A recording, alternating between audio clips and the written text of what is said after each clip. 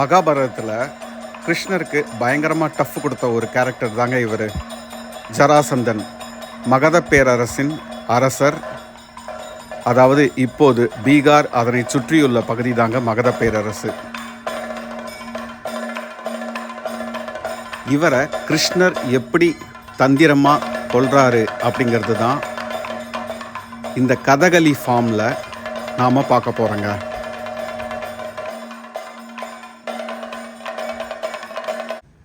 ரொம்ப பிஸியான திருவான்மியூர் பஸ் ஸ்டாண்ட்லேருந்து ஜஸ்ட் ஒரு கிலோமீட்டர் தொலைவில் அமைந்திருக்கிறது தாங்க கலாஷேத்ரா.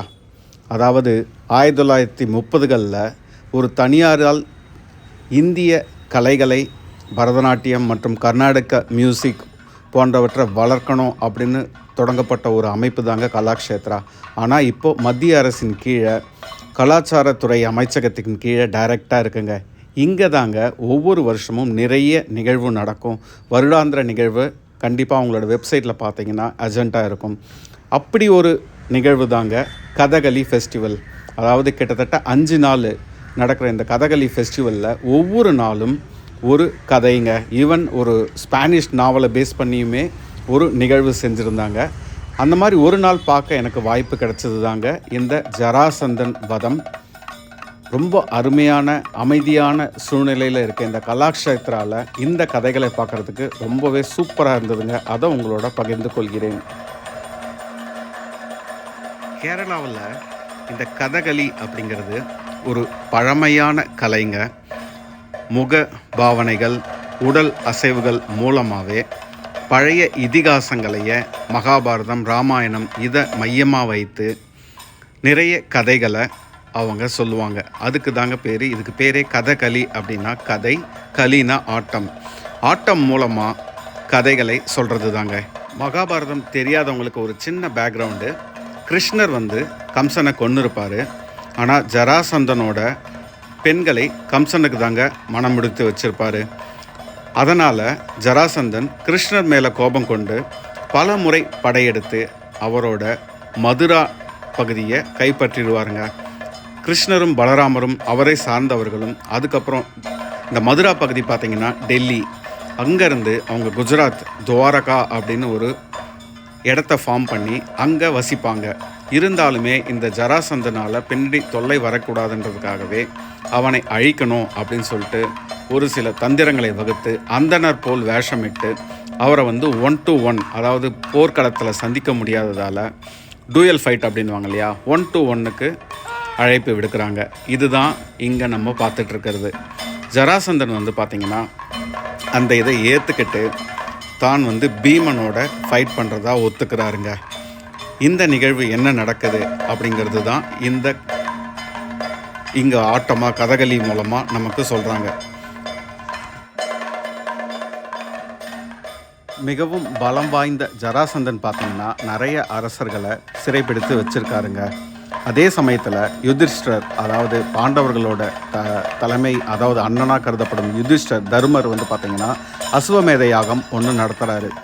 அதனால் அந்த யாகத்துக்கு முன்னாடி இந்த அரசர்களெல்லாம் விடுவிக்கணும்னு ஆசைப்படுறாருங்க. அதுக்காக தான் இந்த ஜராசந்தனை அழித்து விட்டு மற்ற அரசர்களையும் இவங்க கண்ட்ரோலில் கொண்டு வரணும்னு நினைக்கிறாங்க. அந்தனர் போல் வேஷமிட்டு அவர்கிட்ட ஜராசந்தன் கிட்ட ஒரு வரம் வாங்குகிறாங்க. நான் என்ன கேட்டாலும் நீங்கள் பண்ணணும் அப்படின்னு கேட்டதுக்கப்புறம் 1-to-1 ஃபைட்டு வரணும் அப்படின்னு சொல்கிறாங்க. அதை ஏற்றுக்கிட்டு ஜராசந்தன் பார்த்திங்கன்னா நான் உங்களில் பீமனோட மட்டும்தான் ஃபைட் பண்ணுவேன்னு சொல்கிறார். இந்த 3 அந்தணர்கள் பார்த்திங்கன்னா கிருஷ்ணர், அர்ஜுனர், பீமன்.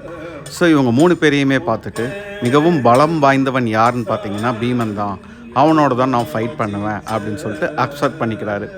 இதுக்கு நடுவில் பார்த்திங்கன்னா ஜராசந்தன் பார்த்திங்கன்னா அவரோட உடம்பு பார்த்திங்கன்னா 2 பகுதிகளாக கிழிச்சு போட்டாலுமே சீக்கிரமாக இணைந்துடுமா. அதாவது அவரை அழிக்கிறது ரொம்ப கஷ்டம் அப்படின்னு சொல்லிட்டு ஒரு பேக்ரவுண்ட் இருக்குது. ஸோ இந்த பேக்ரவுண்டை தெரிஞ்சுக்கிட்ட கிருஷ்ணரும் அவரை எப்படி அழிக்கிறாரு அப்படிங்கிறத இந்த கதை மூலமாக சொல்லியிருப்பாங்க. இந்த வேஷமிடுறதே பார்த்திங்கன்னா, இந்த கதகளிக்காக வேஷமிடுறதே பார்த்திங்கன்னா மணிக்கணக்கில் ஆகுங்க. கேரளாவில் நாள் கணக்கில் விடிய விடிய நைட் ஆரம்பித்து மறுநாள் பகல் வரைக்குமே இந்த நாடகங்கள் நடக்குமாங்க. அவங்களோட உண்மையான வேஷத்தை அணிஞ்சிட்டு வராங்க. பீமன், அர்ஜுனன், கிருஷ்ணரை நீங்கள் பார்க்கலாம்.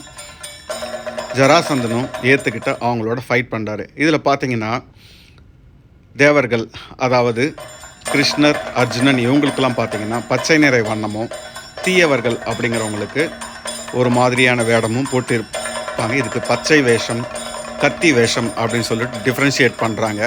அசுரர்கள், தேவர்கள், நல்லவர்கள், கெட்டவர்கள் அப்படின்னு வித்தியாசப்படுத்துறதுக்கு. ஸோ இங்கே பார்த்தீங்கன்னா டூயல் ஃபைட் நடக்குது, மணிக்கணக்கில் நடக்குது, நாள் கணக்கில் நடக்குது. அவரை எப்படி அழிக்கிறதுனே தெரியல. நடுவில் கிருஷ்ணர் வந்து ஒரு இலையை கிழித்து ரெண்டாக தூக்கி போடுறாரு ஆப்போசிட்டில். அப்போ தான் அவரோட உடம்பு இணையாது அப்படின்னு சொல்கிறாரு. இதை இவ்வளோ அழகாக தத்ரூபமாக கிட்டத்தட்ட 1.5 மணி நேரத்துக்கு மேலே பர்ஃபார்ம் பண்ணாங்கங்க. ரொம்ப அருமையாக இருந்தது.